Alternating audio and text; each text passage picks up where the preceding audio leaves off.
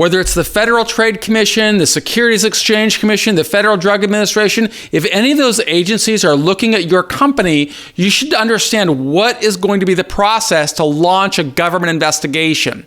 Those investigations generally will start in secret, which means that you may not even know they're going forward, but a number of things are taking place in the background that you should be thinking about, and you should be also thinking about how can I be vulnerable to this government investigation, not only in terms of civil charges, but potentially criminal charges as well. So after the government investigators start looking at a company, they're going to make a decision at some point to start looking for people. And those people may be able to offer further evidence or some explanation or something about what's going on. And those people are going to either be targeted or identified, I should say, as either a witness to the government investigation, a subject of a government investigation, or the target of a government investigation. And the exposure is really going to be measured with regard to how authorities look at the individual. Now, just because somebody starts off as potentially a witness or a subject, that doesn't mean the person cannot get elevated in the investigation to become a target of a government investigation. And so we want to be thinking about all of these vulnerabilities that we have at the soonest possible time. For example, if somebody has been identified as a witness to an investigation, we should think about, well, who is that individual? Let's just say that we work in an office setting and there are 50 people in that office setting.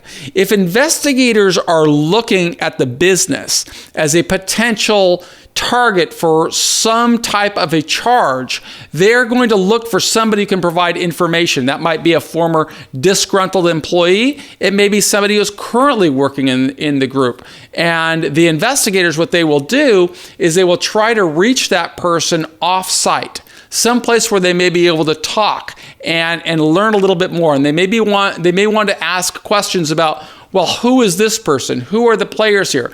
They can't force the person not to reveal that they have been approached by a government investigator. But if it's somebody who is low level, they can come and say, look, you're right now just a witness. We're not interested in you. And this person may be able to qualify for immunity or may say, I don't want to have a problem. How can I help? Because it's this fear of the government. You've heard Ronald Reagan say it when he was the president. He said there are 9 words that no American wants to hear, and that's I'm with the government and I am here to help. So it's important to understand who authorities will identify as a witness or a potential witness to an investigation, and what happens. They go and they try to have a secret conversation with them. Now, a subject of an investigation is a little bit more exposure. Well, I shouldn't say a little bit. It's a much higher level of exposure. A witness to an investigation can be anybody. It can be somebody that works at a bank, and the government may approach that banking executive and ask about deposits into a certain account. It may be somebody who administers an internet account of some kind. They may want to look at emails. Well, that person can also be a witness to an investigation. A subject, on the other hand, may be somebody who authorities don't quite know what level of involvement this person may have inside of what they suspect to be a violation of some type of a government rule or potentially a law. And there are so many laws on the books in America that any number of decisions can result in a government investigation and potentially a charge for a white-collar crime. The person who has been identified as a subject has a lot more risk, a lot more liability, a lot more that person should concern himself with. And the third component is a target. If authorities have identified an individual as a target of a government investigation, it's very likely that a criminal charge, whether it comes from a criminal information or a criminal indictment, is going to follow. And so an individual should always think about, what should I be doing if authorities are looking at my company? What should I do in anticipation before authorities look at my company? Well, of course, our team at Compliance Mitigation has some really solid plans for that. But at Prison Professors, we work with people who have already fallen into the crosshairs of a government investigation. What somebody wants to do is they want to create a risk analysis of their company. They want to be able to demonstrate that they train people to work in compliance with regulations and with laws. They want to recognize the overall complexity that follows a government investigation, including the costs. To the extent that an individual prepares well, that individual may save his company tens of thousands, hundreds of thousands, or even millions of dollars.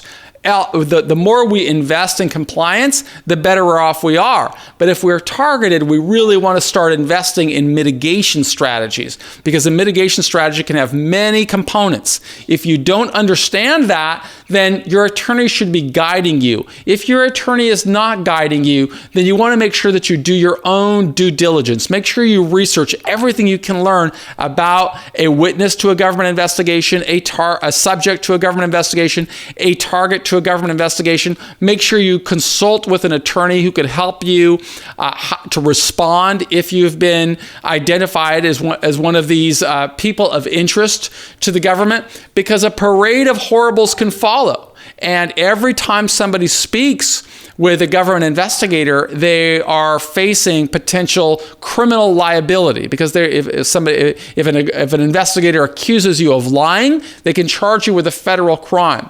Many times, people go to prison not for the underlying behavior that begins an investigation, but rather how they respond to an investigation. So we really want to learn as much as we possibly can before we ever get involved in any of these types of situations. This is part of our 25-point series that you should consider and download. You can download it for free at our websites, or just through this Facebook campaign. If you're looking at this on a lead, on one of our lead magnets or so on, get the PDF, make sure that you study it, visit us at prisonprofessors.com before you get too deeply involved in the situation. These are lessons that you should learn long before you get involved in any kind of trouble, but it's never too early and it's never too late to begin sowing seeds for a better outcome. And we want you to prepare for the best possible outcome, regardless of what stage you may be in.